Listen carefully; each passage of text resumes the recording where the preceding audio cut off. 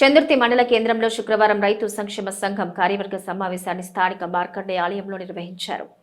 ఈ సందర్భంగా రైతు సంక్షేమ సంఘం మండల అధ్యక్షులు చిలుక పెంటయ్య మాట్లాడుతూ, ప్రభుత్వం హామీ ఇచ్చిన విధంగా రైతులకు 2 లక్షల రుణమాఫీ చేయలేదని, మండలంలో దాదాపు 600 మంది రైతులు వివిధ కారణాలతో రుణమాఫీ కాక ఇబ్బందులకు గురవుతున్నారని అన్నారు. అలాగే ఎన్నికల సమయంలో రైతు బంధు 15,000 రూపాయలు ఇస్తామని హామీ ఇచ్చిన ప్రభుత్వం ఇప్పుడు 12,000 రూపాయలు ఇస్తామని అంటం ఎంతవరకు సమంజసమని ప్రశ్నించారు. ప్రభుత్వం మాట ఇచ్చిన విధంగా రైతులకు 2 లక్షల లోపు పూర్తి స్థాయి రుణమాఫీ చేసి ఎకరాకు 15,000 రూపాయల రైతు బంధు అందజేయాలని, లేని ఎడల రైతులు రోడ్లపైకి వస్తారని హెచ్చరించారు. అలాగే గతంలో మాదిరిగా వ్యవసాయ పనిముట్లపై సబ్సిడీ అందించాలని కోరుతూ పేద రైతులకు ప్రభుత్వం ఆర్థిక చేయూతనివ్వాలన్నారు. నాణ్యత లేని రసాయన ఎరువుల వల్ల రైతులు తీవ్రంగా నష్టపోతున్నారని, సేంద్రియ ఎరువుల వైపు రైతులు మళ్లించే విధంగా చర్యలు తీసుకోవాలని కోరారు. వ్యవసాయ అధికారులు పూర్తి స్థాయి నిఘా తీవ్రతరం చేసి నాణ్యమైన ఎరువులు రైతులకు అందుబాటులో ఉండే విధంగా చూడాలని, అలాగే రైతులకు వ్యవసాయ పద్ధతులపై శిక్షణ శిబిరాలను ఏర్పాటు చేయాలని కోరారు. ఈ కార్యక్రమంలో లచ్చిరెడ్డి లక్ష్మీరాజు, మరి శివరాజం, రామరాజు, మరి భూమేష్, రామారావు, జలంధర్, పరశురాములు తదితరులు పాల్గొన్నారు.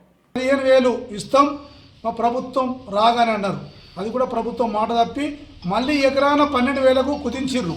ఇది సమంజసం కాదు. ఎకరాన 15,000 రైతు బంధు ఇవ్వవలసిందే అని మేము రైతుల పక్షాన డిమాండ్ చేస్తున్నాం.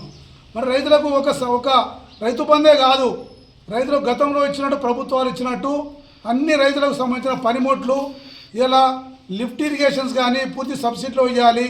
కర్రు కానీ, గొర్రు కానీ, ట్రాక్టర్స్ కానీ, పేద రైతులకు, మామూలు చిన్నకారు రైతులకు బోర్ వేసి వాళ్ళు వేసుకునే స్టేజ్, అంటే బోరు వేయించుకొని పంట పండించే స్టేజ్ లేనప్పుడు వాళ్ళకు బోరుతో పాటు మోటార్ బిగించి కూడా రైతుకు ఆదుకోవాలని చెప్పి నేను ఈ ప్రభుత్వానికి విజ్ఞప్తి చేస్తున్నాం.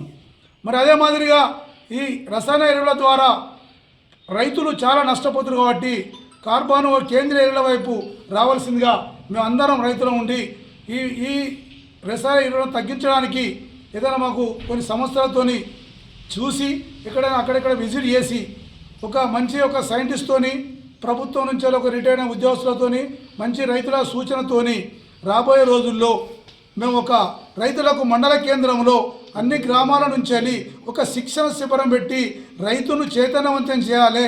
ఈ రోగాల విపరీతమైన రోగాలు వస్తున్నాయి కాబట్టి పంటలకు దాన్ని తగ్గించుకోవడానికి ఇష్టమైన మందులు వాడుతున్నారు, రకరకాల మందులు వాడుతున్నారు. నాణ్యత లేని మందులు కూడా ప్రచారంలో ఉన్నాయి.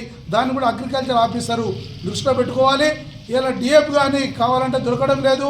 ఒకవేళ యూరియా వస్తే గడ్డలు కట్టిన యూరియా తప్ప, ఎక్కడో పురాణం యూరియా వస్తుంది తప్ప ఇక్కడ మనకు యూరియా కూడా మంచిగా దొరకడం లేదు. కాబట్టి అగ్రికల్చర్స్ మండల స్థాయిలో జిల్లా స్థాయి అధికారులు కూడా రైతుల పక్షాన ఎప్పుడు రైతులకు అందుబాటులో ఉండి శిక్షణ ఇవ్వడం వాళ్ళ ప్రయత్నం వాళ్ళు చేయవలసిందిగా మేము కూడా త్వరలోనే రైతు శిక్షణ శిబిరం పెట్టి రైతులను చైతన్యవంతం చేస్తామని చెప్పి మేము అందరం ఏకాగ్రహం తినేసి ఈ కార్యక్రమంలో వచ్చినటువంటి నా రైతు బంధువులందరికీ మరొక్కసారి నేను ధన్యవాదాలు చెప్తూ జై తెలంగాణ, జై జవాన్, జై కిసాన్.